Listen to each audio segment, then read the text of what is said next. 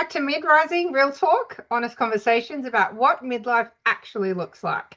I'm Jill and I'm joined by Barbara, and today we're talking about decluttering, but not in the way it's usually sold to us. Not drawers, not wardrobes, not just get organized. We're talking about the kind of clutter you can't shove in a donation bag. The mental load, the emotional load, the backlog of life, things in your life that technically still work, but don't feel right anymore.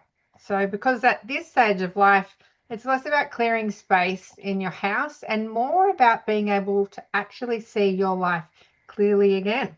Hello, Barbara. Hello. I'm quite happy about this topic. I feel like I'm at the moment in my life where I'm doing a lot of decluttering. So it's a perfect timing to talk about this. It is absolutely. So, when you think about clutter, then, Barbara, at this stage of life, what are we actually talking about? A variety of things. I think the first thing that comes to my head, to my mind, and it'd be funny when we compare, because you and I always go completely different directions. The first thing that comes to my mind, if I don't think of clothes and my desk stays cluttered, is thoughts, intrusive thoughts. Thoughts Absolutely. that, thoughts that might be things to do with the past, things to do with the present, worries, guilt. I mean, there's a long list. All the infamous I should. It's not even I should have. I should. I must. Oh, I'm so tired of all this. I should and I must. And all these, I think, sometimes people say to you, Barbara, it's time that you relax. How do you relax? And I realize that I don't relax because there's so much going on in my head Yeah. that unless I create some space, I don't really find the time or the space to relax. So that's really what comes to my head. What about what comes to your head when you think about it? Yeah, I mean, I think it's really hard to declutter your mind. It's so full and you've been filling it for the past 40, 50 years. That you I think when you get to this stage of life, you kind of realize you can't keep filling it up, that you need to actually to let some new thoughts and ideas in, you need to let go of some old ones. And that certainly has been the what I've been experiencing, I think. Um, to really take life in a new direction, and just from your personal perspective, you do have to let go. You have to declutter those old thoughts, and do that work internally to let the new thoughts in. And I think once you can let go of the baggage, if we call it baggage, a lot of it's baggage, right? If we can let go of that, all the physical crap you have in your house, but the mental baggage is what we're talking about. You feel so much lighter and you can think clearer, because you're not I was thinking gonna about as much. Exactly. I was gonna say when you said lighter, it feels heavy. It's like Mm. you have this consistent backpack or this, but not a nice one, with the useful tools, not the one that we discuss in a No separate hitch strap. episode. Yeah, it's just really heavy and it's always there and it makes you like feel uncomfortable. It's almost like sometimes I feel like if I declutter my head, I feel straighter. And then I have more energy. That's the other thing I realized. When my Yeah. head is so full of all these thoughts, of all this, I must, I should, I didn't, I'm guilty of this. Have I? And I saw a meme the other day, Jill. It really made me think, and this is specifically something that happens to us women mostly, and around this stage. It's like there is this constant, and it's a little bit derogatory to men in a way. But I'm sorry, I'm just going to share it anyway. And there is No, this it's meme, our it's basically. our podcast. Thank you. So we can do what we like. So there is this meme, but basically there is this, this is what goes through in the head of a woman versus what goes through the head of a man. And there was like, the man, I start with a simple one, like wakes up, has breakfast, has coffee, goes to work, comes back, finds dinner ready, watches TV, whatever, sleep. As opposed to there is this woman is doing all these things whilst I need to collect the laundry. Did I get the dry cleaning? I don't have enough eggs. Should sugar go into the recipe? Have I responded to the school? I haven't done petrol. And it's like this constant bam, bam, bam, bam. And that is exactly how I realize that if you are consistently like that, like you said, where do you find the space to bring new ideas, new creativity in? Forget even like space for yourself. There is no space. There's no allowance. It's all full. No. And you can't literally just keep cramming it in. Something has No. to squeeze out. Yeah. Out with the old, in with the new. So Yes. just on that then, Barbara, how do you recognize then when something in your life has become clutter or, even I think sometimes it can look fine on the outside. Mm. When I don't feel comfortable, I actually think you can feel it. It's Yeah. not even something you need to think about. You feel it. And it could be a physical sensation sometimes, right? I might find that there is some clutter in my mind, and for whatever reason, then I feel lethargic or The demotivated or neck. not. Yes, I get a it's lot of just, neck stress. Yeah. yes, completely, always here. And you feel uncomfortable and on again, not straight. You're like that, literally, physically. And the other way, I think, is also if I don't sleep well. I realize Mm. that too. Oh, Again, right? Let's not, shall we talk about sleep, especially at this time in our oh, lives? what's that? It is already hard enough to try and get Mm. a good night's sleep with all our hormones going all over the place. Now, try and add all of these thoughts and this constant brain moving. No wonder then you're so exhausted. So I think these are my two telling signs. My body, physically and emotionally, I start wanting my cave. Something is not Yeah. right. And people So that know me very well, they see that. yeah, no, I have to agree with that. But then, like we've got to ask ourselves, why do we keep holding on? Why don't we let these go? Things that don't serve us anymore, whether it's things, our expectations, our relationships, our jobs. Why do we keep holding on? You know what? I don't really know. I can only imagine. And my assumption is that lack of courage to make a change, and or being scared, not just like you might have the courage, be scary. Let's say that you're not happy in your job. It's quite scary to jump to another job if you're lucky enough to find it, because that's Mm, also tough, right? Relationships, it's terrifying, right? Relationship doesn't go well, terrifying to make a change. There's so many reasons, but it makes me think it's all to do with just being terrified or scared of making a change. Or maybe the good old, well, I must continue to do this. I need to we've do always this, done. right? Exactly. I have no choice. Do you Yeah. remember when we used to have projects and we would talk to some of our clients and we would say, why do you do it that way? How many times we would hear, oh, because that's how we do it. And then we would go, well, have you thought about doing it this way instead? And they would go, oh, no, never thought about that. Yeah. Maybe it's the Yeah, same, and you that's a know? battle, isn't it? History can be a Yeah. battle. But what I'm loving though, just on that is I'm seeing all over the place women throwing their baggage out the car and jumping on jet planes, and their lives are taking off in this in I this love it. era. So Yes. I'm really thankful for women out there leading the charge and being really visible about it, because it does give other women in the same demographic age of life, Yeah.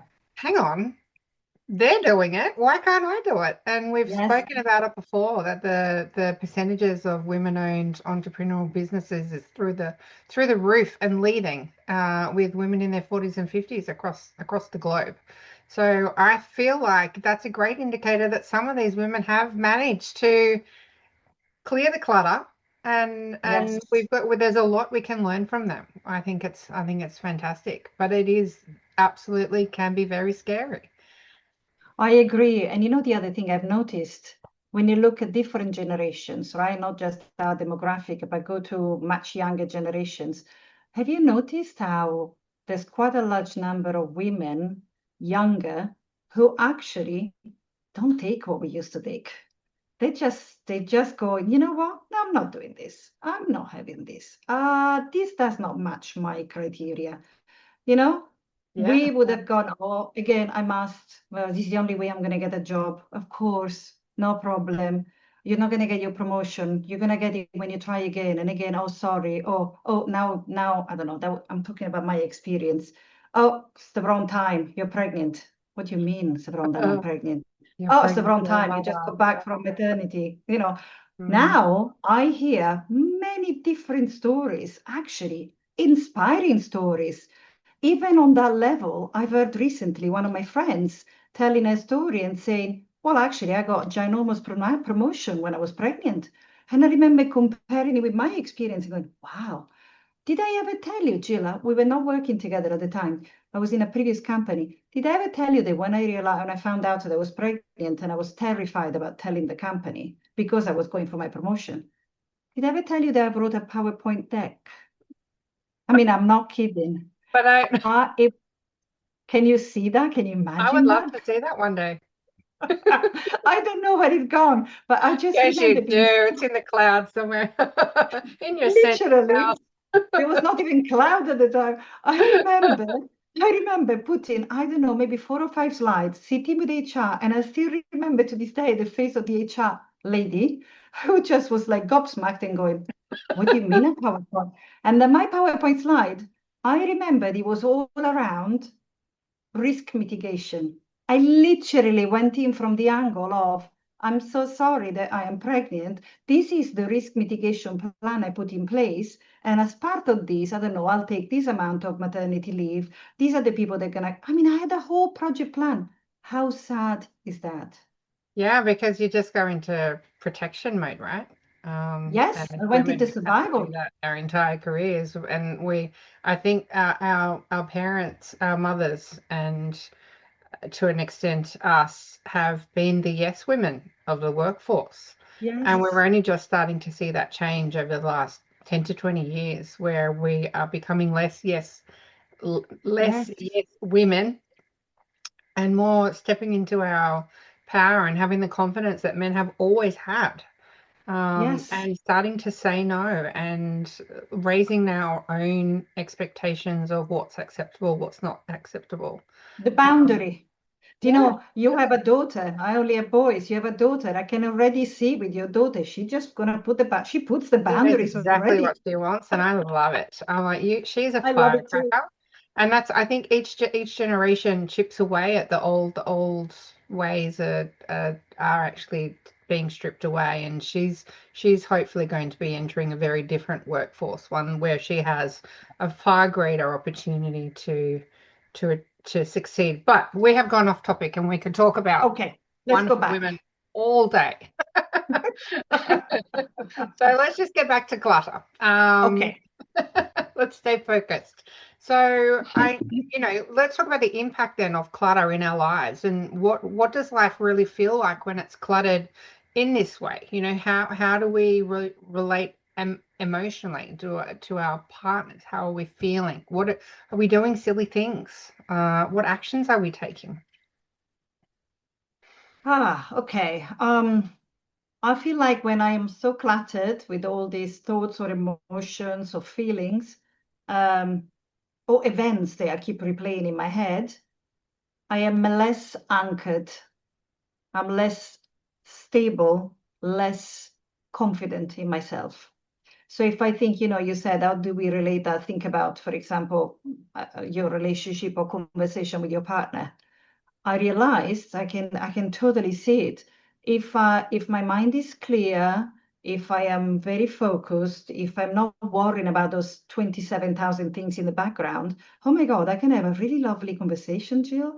We can have a chat. It can be a normal chat. It can be about hopes and dreams and where shall we go on holiday? What do we want to do when we retire? Oh, you know what? Maybe we could move home and do this. What about that painting? It could be anything.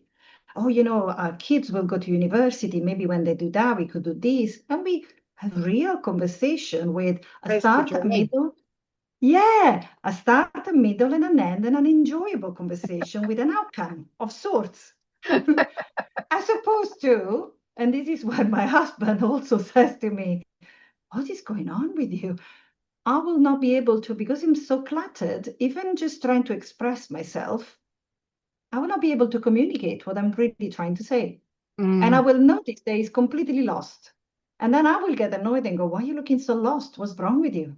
And he will look at me and go, I have no idea what you're talking about. Because there will Find that a not lot. be, yeah, and there will not, and it sometimes I remember it could be a little bit of brain fog. I don't feel like that at the moment. Now I just feel like there's so many things that again I have to do. I have he always calls me you and your to-do list. Jill, my to-do list, infinite. That is a real example of mental clutter, I've realized. I So have to have a to-do list or many.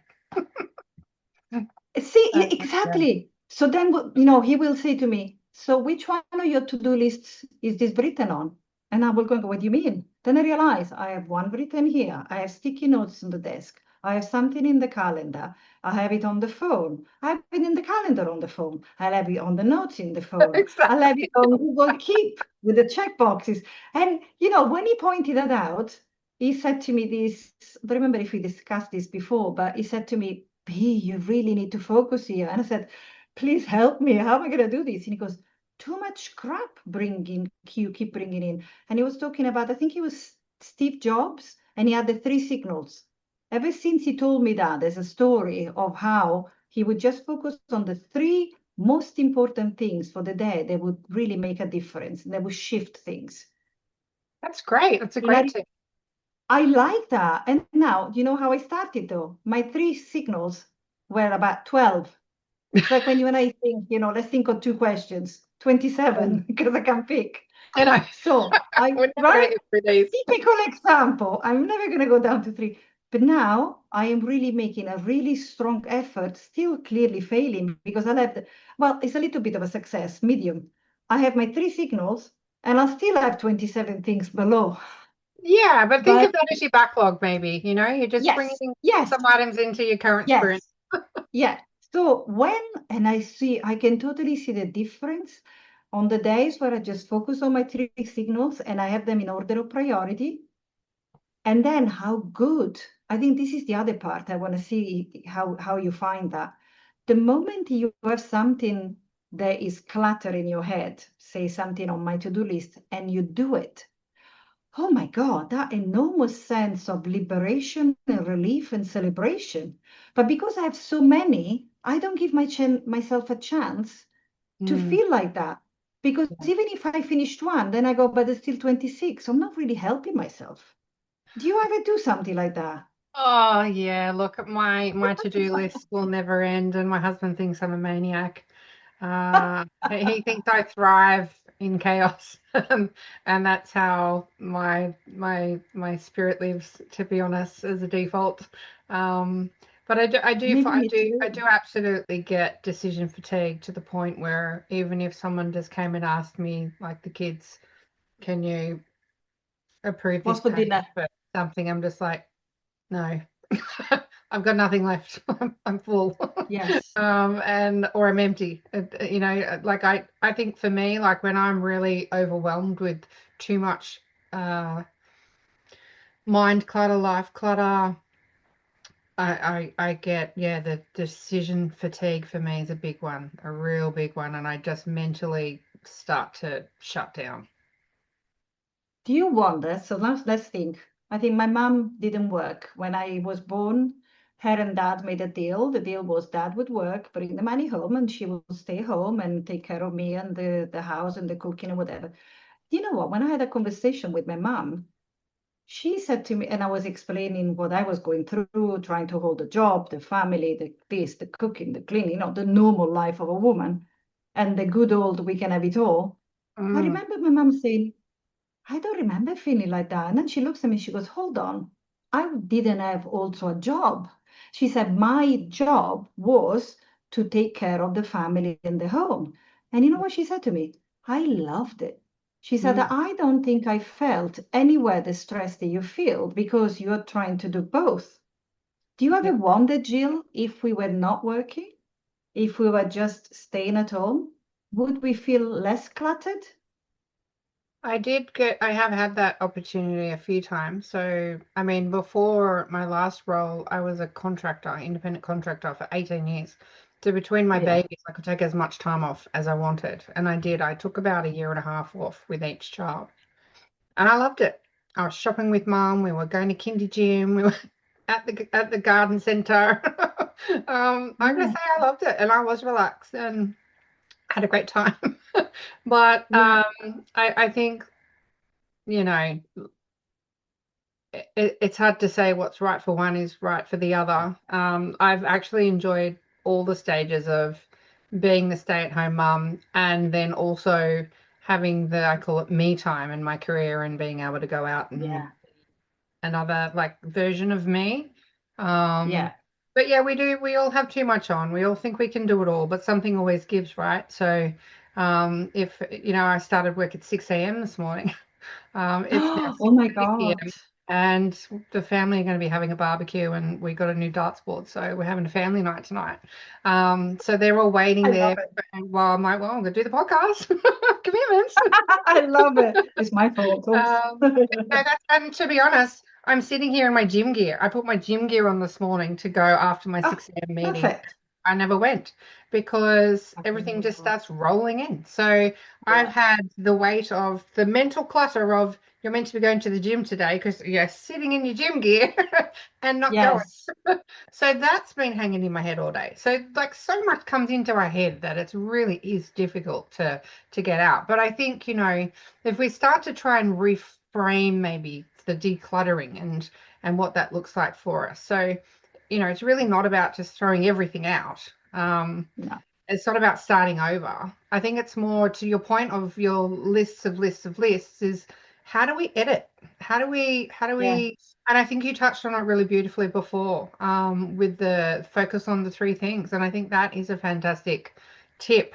Um, do you have any more tips that we could share Oh with my anyone God. listening? Well, I don't know if this can be considered a tip, but it's something that I'm finding that is really helping me declutter.